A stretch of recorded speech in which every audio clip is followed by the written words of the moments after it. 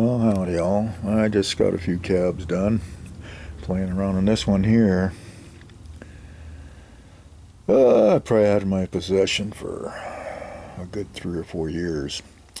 We were glass buttes hounding obsidian, and they have an old mine next door that was mining. I can't remember the name of it, but they mine it for mercury to separate the gold and stuff back in the 30s and 40s, and they shut it down. But they got the mineral that comes from there is a lot of opalite, and then they got piles and piles of opalite over there. Like, some of the piles are 30, 40, 50, 60 feet high. So we go over there and find out what we can find, and I found this guy there. Had this weird design on it, nice purples and reds and oranges, and I decided maybe one day I'll figure out what I want to do with it.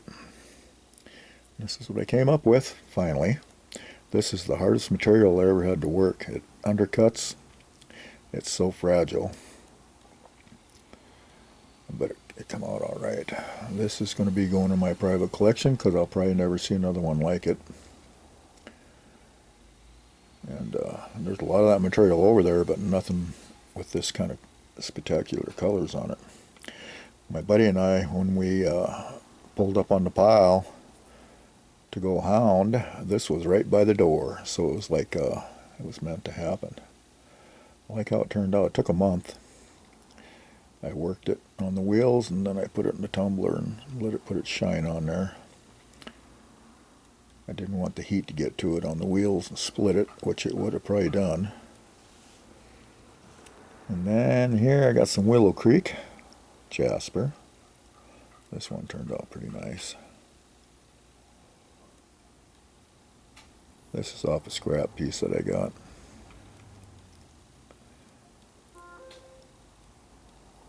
And I think I got the rough from my buddy Roy.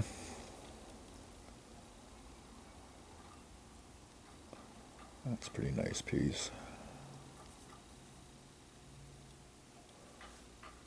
And Blue Mountain. This was a scrap piece for sure, but had this orb in it and I had to work it out. Pretty thin piece, but it come out pretty good shape. Little orb there kind of reminds me of the moon with the clouds going through.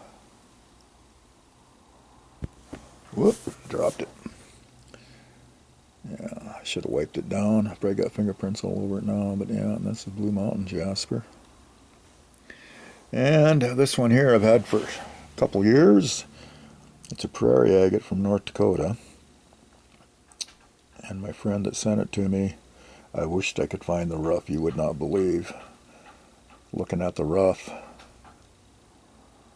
And then this piece here that came out of it, it was just totally awesome. I didn't think this was in there, but it worked out. The rock told me what it wanted me to do with it, and it came out pretty nice. So I'm going to put it in a floating frame, and then that'll be sent off to North Dakota. I hope you like it. And here's the floating frame. These are pretty nice. They're plastic interior on the frame too, so they just go in between the folds and they just look like they're floating. You get these off of eBay and Amazon. Pretty reasonably priced. They're kind of cool. I got several around the house with small rocks, but yeah. So that's kind of what I've been doing. And as always, thanks for looking.